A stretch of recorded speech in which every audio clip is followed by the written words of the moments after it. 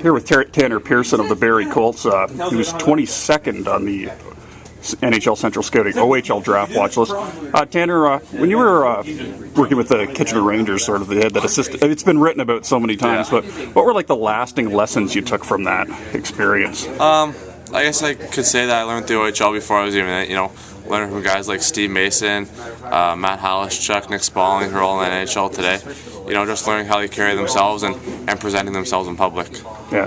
Like, what kind of commitment did that take? You were about, 15 at the time or so, and I guess you're playing for your midget team. Like, what kind of hours were you pulling that year? I just did game day stuff. Going at 3 o'clock and just do stuff that Dan Liebel wanted me to do. So it wasn't really that long. I was there probably till 10:30 at night. So just go on game days and do that bit of work, and then I just buzzed off. Yeah, well, that's still pretty big for a 15-year-old kid.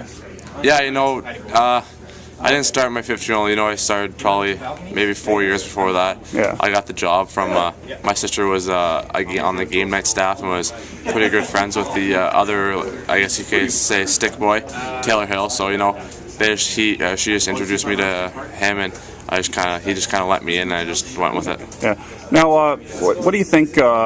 Other than the obvious, having to build strength and having to improve skating, what do you think is the biggest area of your game you're going to need to improve in order to turn pro and have a shot at a successful career?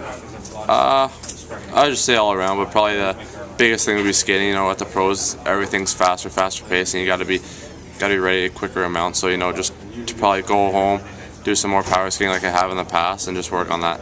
And what teammate or teammates, because it's probably more likely to be plural, have had the most impact on you over your time in the OHL? I don't know. Probably maybe Mark Scheifele. I've been with him all last summer and all last year. We work out together. We're from the same area, so him getting drafted 7th overall.